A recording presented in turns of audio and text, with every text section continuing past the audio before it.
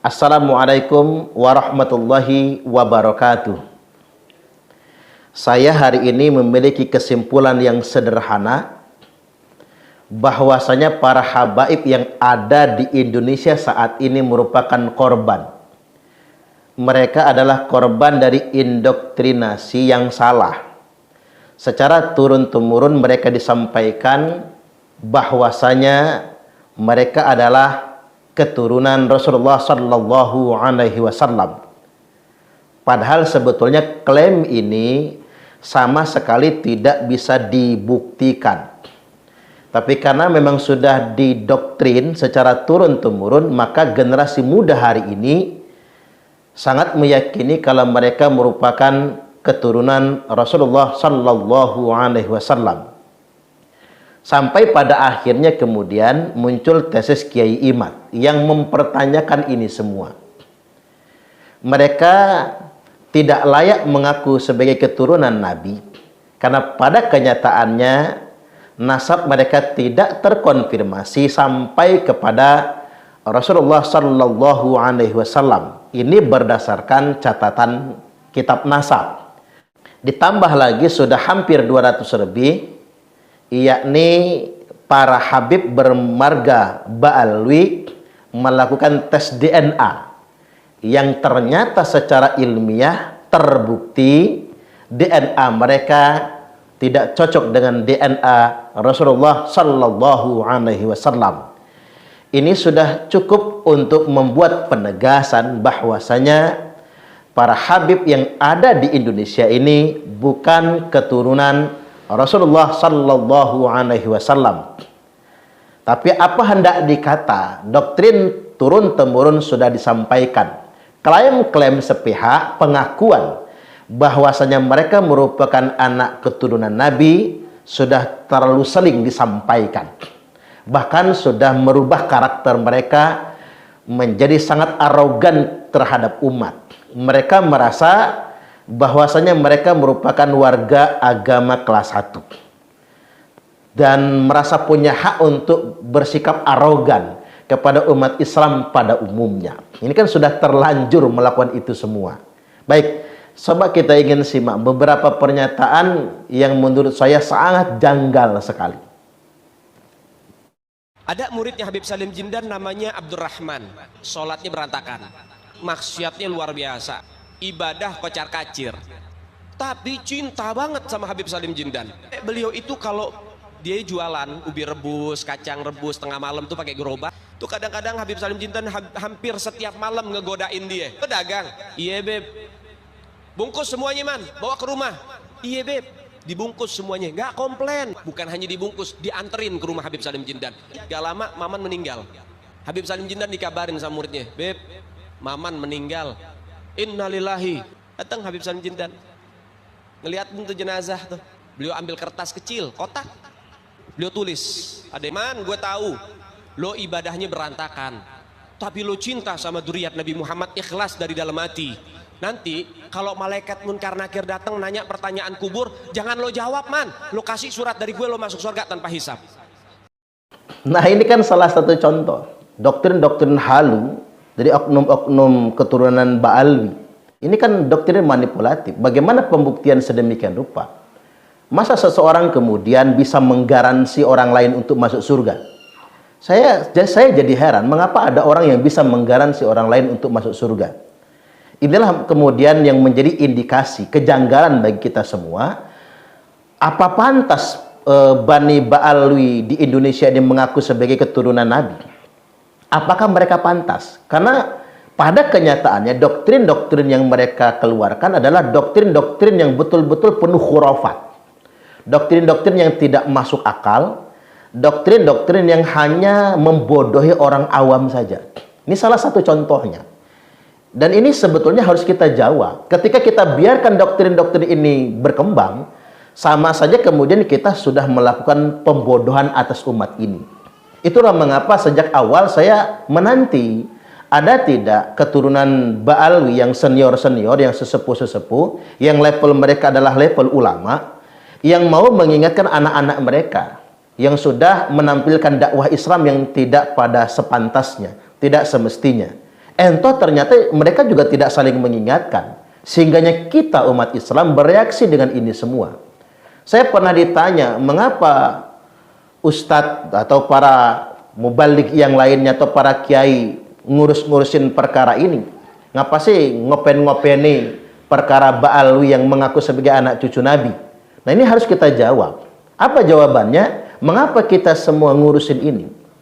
Mengapa kita semua mempersoalkan? Karena kita ini merupakan umat Nabi. Kita ini umat Nabi. Umat Nabiullah Muhammad sallallahu alaihi wasallam.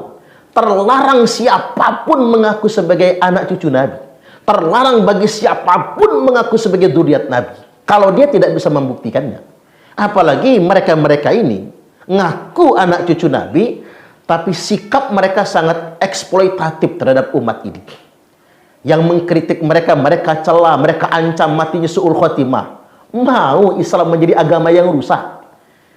Ketika oknum-oknum seperti ini kita biarkan ngancam-ngancam umat, nakut-nakuti umat, seakan mereka itu anti kritik, tidak ada yang boleh menasihati mereka. Apa kita biarkan Islam begini? Coba saya ingin membuka pikiran kita semua, para kiai se-Nusantara, para ulama se-Indonesia. Apa mau kita biarkan umat begini? Ada orang yang mendoktrin mereka, mengatasnamakan anak cucu Nabi. Kalau nggak ngasih mereka nanti kualat misalnya. Kalau mengkritik mereka nanti kualat. Mereka anti kritik. Mereka seolah-olah menjadi orang suci. Lalu kemudian kita membiarkan mereka begitu saja dengan alasan mereka itu anak cucu Nabi. Bisa rusak agama ini kalau kita biarkan. Inilah peran para ulama. Wa innal ulama'a warathatul anbiya. Inilah tugas para ulama sebagai pewaris para nabi.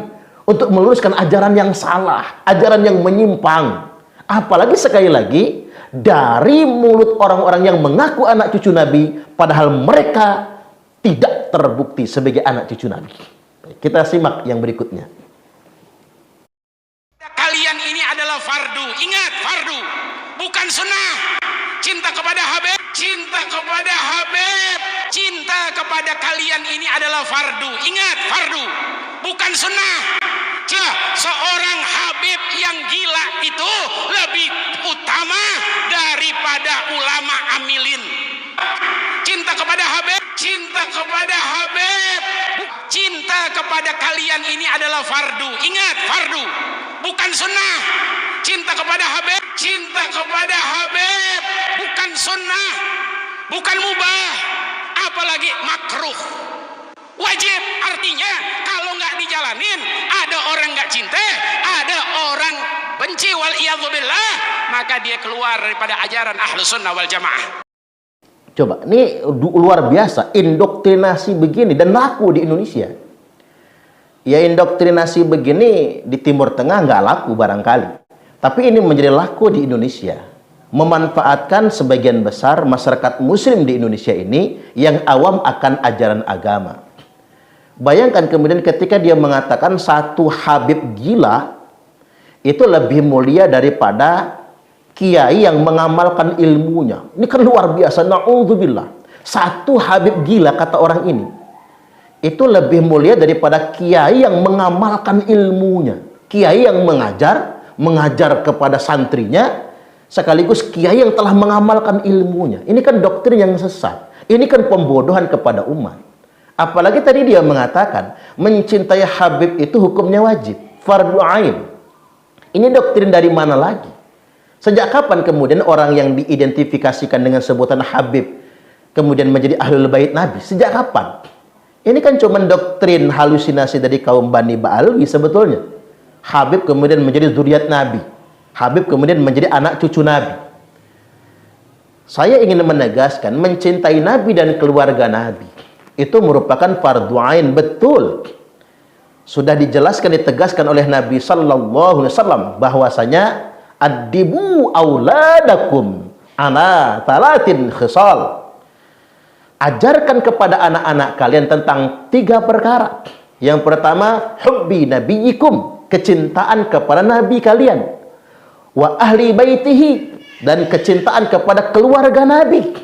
Wa tilawatul Quran, wa qiraatul Quran, dan membaca Al-Quran. Kita wajib mencintai Nabi. Kita wajib mencintai keluarga Nabi, tapi keluarga beneran. Bukan keluarga yang ngaku-ngaku. Sekali lagi saya tegaskan bahwasanya Bani Ba'alwi sampai hari ini belum mengkonfirmasi benarkah mereka itu anak keturunan Nabi. Kecuali hanya mengaku-ngaku saja. Berdasarkan catatan kitab nasab, mereka tidak terbukti. Kemudian yang berikutnya berdasarkan tes DNA juga tidak terbukti, malah melenceng jauh dari DNA-nya Rasulullah Sallallahu Alaihi Wasallam. Nah, hal-hal seperti inilah sebetulnya yang membuat kita umat Islam pada umumnya jadi curiga. Kok gini amat ya? Anak cucu Nabi kok arogan banget ya? Anak cucu Nabi kok minta diaku-aku banget ya? Anak cucu Nabi kok kelakuannya kayak gini model? Inilah yang membuat kita jadi bertanya, benarkah mereka itu anak cucu Nabi? Kok sangat jauh dari sifatnya Nabi Sallallahu Alaihi Wasallam, dari akhlaknya Nabi, sangat jauh sekali. Baik, kita dengarkan lagi video yang berikutnya. Kata Nabi Muhammad SAW, cintailah Habib. Kata Nabi Muhammad SAW, cintailah Habib. Sebentar. Ini dari mana lagi nih doktrin? Mohon maaf, beliau adalah salah satu ulama yang terkenal sebetulnya. Tapi dari mana beliau mendapatkan hadis ini? Cintailah Habib. Dari mana hadis? Ini kan pemalsuan hadis namanya. Ini bukan lagi hadis maudhu, tapi kepalsuan. Mengatasnamakan Nabi Sallallahu Alaihi Wasallam. Hati-hati loh. Menyandarkan perkataan kepada Nabi. Ketika kita tidak bisa menunjukkan adanya pernyataan itu dari Nabi, itu namanya berdusta atas nama Nabi. Hati-hati. Baik, kita lanjutkan. Cintailah putu kanjeng Nabi, cintailah istri-istri Nabi, cintailah keluarga Nabi, cintailah mantu-mantu Nabi, cintailah mertua-mertua Nabi, cintailah keluarga Nabi, lihubbi, karena aku mencintai mereka. Ini ada putu Nabi kok bodoh, cintai. Ada cucu Nabi kok akhlaknya kurang benar, cintai. Kalau ada orang gak suka sama Habib Rizik, saya hapus dari hati saya. Kenapa? Orang itu nggak akan dicintai oleh Nabi Muhammad SAW. Membenci anak cucu Nabi Muhammad SAW, membenci anak cucu Rasulullah, berarti kita orang yang tidak dipilih oleh Allah dalam doa Nabi Ibrahim alaihissalam. Kalau ada Habib yang bodoh, cintai. Kalau ada Habib yang ahli maksiat, cintai. Nah, doktrin kayak gini nih, doktrin yang nggak pantas sebetulnya. Ini kan betul-betul pembodohan terhadap umat. Apalagi sekali lagi saya ingin tegaskan, antum boleh ngaku Habib, tapi antum tidak boleh ngaku anak cucu Nabi. Siapapun yang ngaku anak cucu Nabi wajib membuktikan. Tak ulang lagi nih, siapapun yang ngaku anak cucu Nabi wajib membuktikan. Kami ini semua umat Islam, umat Nabi. Kami layak bertanya kepada antum semua. Mengapa antum mengaku anak cucu Nabi padahal bukan? Mengapa antum semua mengaku anak cucu Nabi padahal tidak bisa membuktikan? Apalagi membuat pernyataan. Barang siapa yang membenci Habib Rizik, maka akan aku hapus dia dari dalam hatiku. Sebentar, kata membenci ini kan kalimat pejoratif. Saya tidak suka menggunakan kata membenci. Ketika orang berbeda pendapat bukan membenci, tapi saling menasihati, saling mengkritisi, itu baik. Jadi ketika orang mengkritik belum tentu dia membenci. Orang mengkritik Presiden Jokowi kan belum tentu dia benci Jokowi. Boleh jadi kritik itu muncul dari sesuatu sikap karena menyayangi, karena mencintai, maka kemudian muncul kritik. Nah, balik lagi saya ingin tegaskan bahwasanya saya pernah dihadapkan dengan suatu kenyataan. Saya mengkritik Habib Rizik bin Syihab dan mengkritik Bahar bin Smith. Ketika saya mengkritik, dan kritik saya itu jelas kritik, bukan dalam bentuk narasi kebencian, tapi kritik. Jangan mendakwahkan Islam dengan cara arogan, apalagi memaki-maki, apalagi mengancam-ngancam. Tapi apa kata orang? Suparman Abdul Karim, disingkat mereka si Supa, pembenci Ahlul Bait, pembenci anak cucu Nabi. Jadi kita ini dihadapkan dengan segerombolan orang yang ngaku-ngaku anak cucu Nabi. Kesalahan apapun yang mereka kerjakan, mereka nggak boleh dikritik. Mereka nggak boleh diingatkan. Siapapun yang mengkritik mereka, mereka anggap sebagai pembenci. Saya ingin sampaikan kepada para kiai-kiai yang ada di Indonesia ini. Ayo para ulama, para kiai. Tak bisa lisan kita mengingatkan mereka. Apa karena kita takut kualat? Apa karena kita takut berdosa? Padahal kita punya kewajiban mengingatkan. Ketika ada orang-orang yang mengaku sebagai anak cucu Nabi, tapi kelakuannya arogan, akhlaknya nggak sesuai. Ini penting karena tanggung jawab moral. Ini tanggung jawab moral kita sebagai umat Islam. Kita nggak ingin Islam dinodai sedemikian rupa oleh perilaku oleh oknum-oknum yang mengaku sangat Islami, yang mengaku paling Islam, seakan-akan sementang mereka ini merasa anak cucu, seakan-akan mereka menjadi pemilik Islam ini. Siapapun yang menasihati mereka dianggap sebagai penentang. Siapapun yang mengkritik mereka dianggap sebagai pencela. Hari ini kita ketemu jawabannya.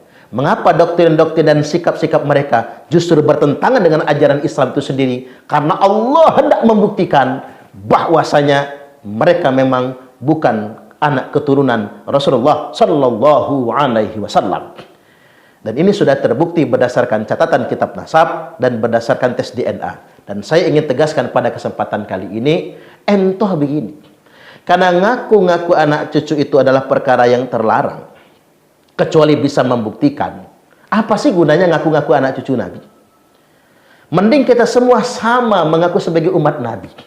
Saya, antum semua, kita semua Bani Ba'alwi atau bukan Bani Ba'alwi. Ayo, kita bareng-bareng ngaku sebagai umat Nabi. Karena ketika kita sebagai sama-sama umat Nabi, kita punya kewajiban yang sama untuk menjaga agama ini, untuk menjaga nilai-nilai Islam ini, untuk mendakwahkannya tanpa harus merasa punya hak istimewa. Ento nggak ada ruginya juga kok.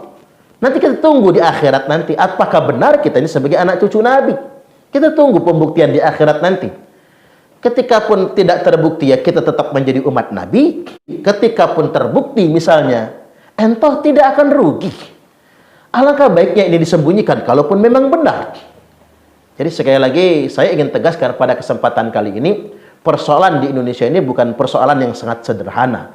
Di persoalan ada sekelompok orang yang telah mengeksploitasi atas nama anak cucu Nabi seakan-akan memiliki hak yang istimewa, dan siapapun yang mengingatkan mereka dianggap pembenci Ahlul Bait Nabi.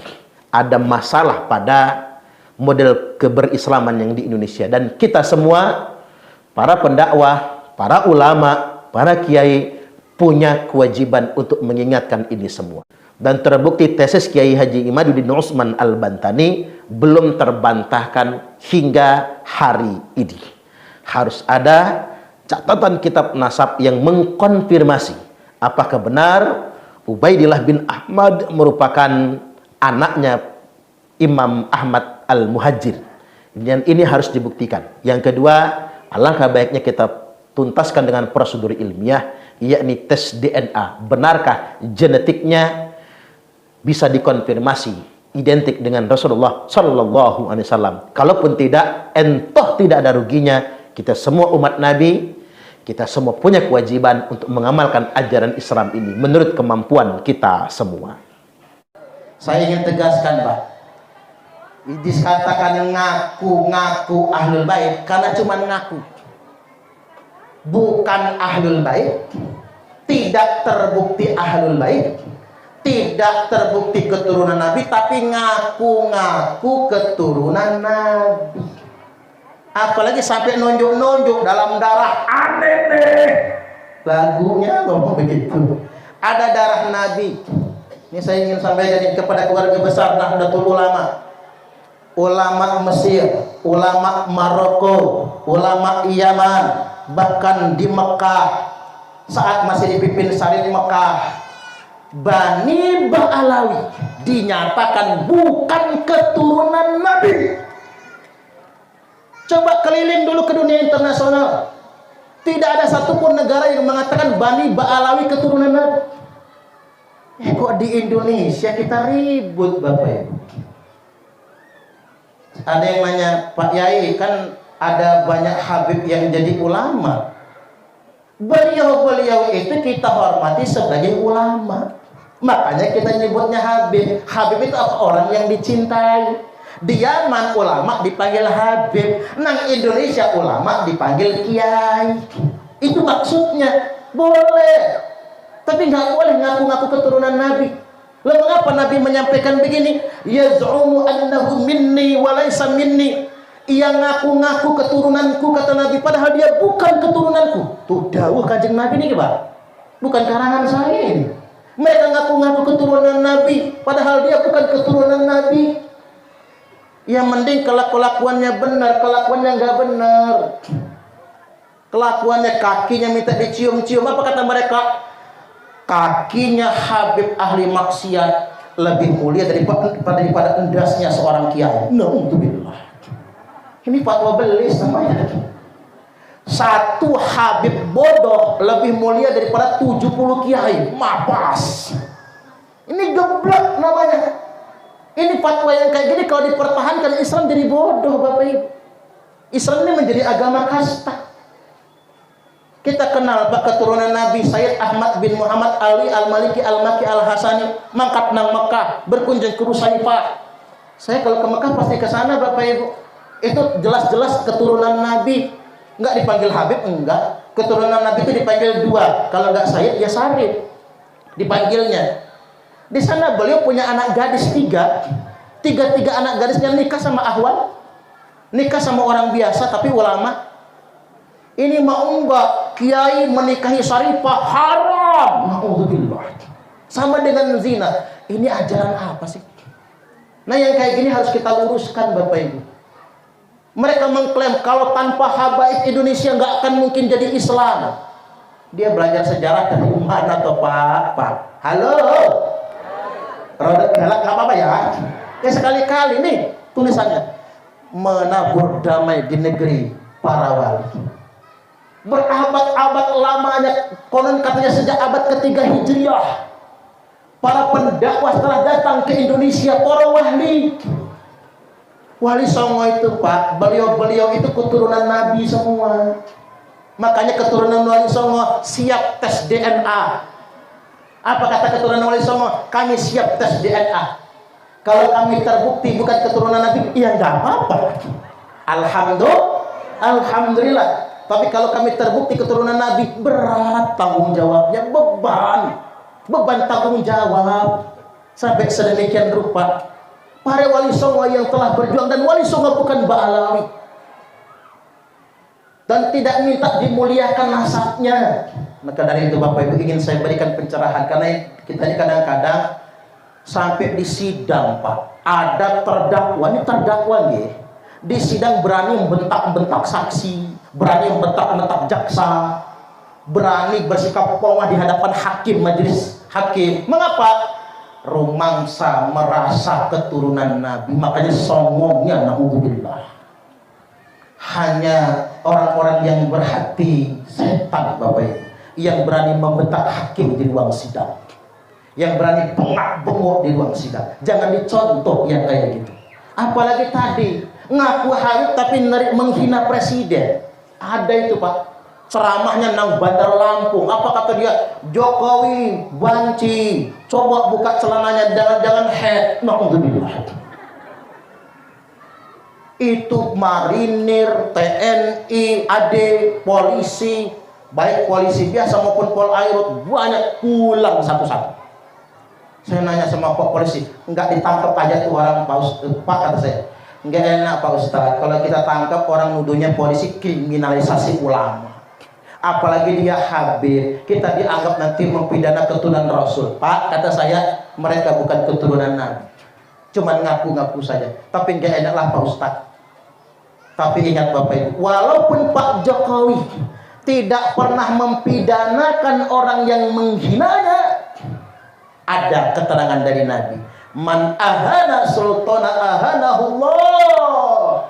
Barang siapa yang menghina presiden, sultan itu kepala negara, barang siapa yang menghina kepala negara, ahanahullah, maka tunggu saja suatu hari nanti dia pasti akan dihinakan oleh Allah.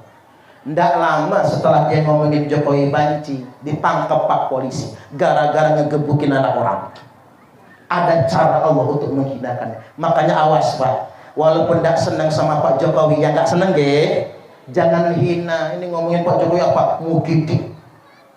Ada yang nyebutnya besok, masih mending. Ada yang nyebutnya pelangak pelongo. Ada yang nyebutnya apa? Bajingan tolol. Itu bilang cangkem roki gerok. Ada yang nyebutnya apa lagi? Firaun. Na'udzubillah. Sampai bisa ngomong begitu. Itu yang disebut bajingan tolol. Niku yang disebut Firaun. Mangkat ke tanah suci sak keluarga. Masuk Ka'bah. Jangan pernah masuk Ka'bah. Boro-boro. masuk Ka'bah, keluar cium Hajar Aswad, lalu berdoa di Multazam. Multazam niku antara cincin Hajar Aswad dengan pintu Ka'bah, tempat berdoa paling mustajabah di muka bumi ini. Tak ulang ya, tempat berdoa yang paling mustajabah di muka bumi ini tempatnya Multazam. Doa di Multazam, berlinangan air mata Ibu Iriana Jokowi. Saking terharunya, saking bangganya, bisa masuk Ka'bah, bisa cium Hajar Aswad, bisa berdoa di Multazam. Nah kita apa boro-boro sholat juga nggak bisa dalam Ka'bah, di Hijri Ismail kan sama aja. Cuma sholat di Hijri Ismail ketiban rukuk nyium pantat orang, ketiban sujud pala diinjak orang. Apa mana cium Hajar Aswad, bo? Susahnya ibu-ibu nggak usah ya, karena nggak disunahkan buat perempuan, sunah bagi laki-laki. Ibu-ibu nggak cium Hajar Aswad nggak apa-apa karena ada gantinya. Ibu-ibu nyucuk tangan suami, pahalanya sama seperti 70 kali cium Hajar Aswad. Apalagi suaminya hitam kayak patat wajan gitu, persis Hajar Aswad. Makanya anak-anak yang masih gadis nih, saya ingatkan, kalau cari suami jangan yang coklat, jangan yang kuning, jangan yang putih, ireng aja sekalian, biar persis Hajar Aswad. Nih Bu Kades, ingat Bu Kades ya, pokoknya Pak Toha kalau cium tangan begini, mah. Kalau nggak puas begitu, cetok. Itu sama seperti 70 kali cium Hajar Aswad. Jadi balik lagi Bapak Ibu, jadi orang-orang yang menggunakan agama untuk alat fitnah, ini kan kita ngaji kebangsaan Bapak Ibu. Artinya begini, kita pendahulu kita sudah sulit membangun negara kita, membangun bangsa dan negara kita, membentuk negara Kesatuan Republik Indonesia.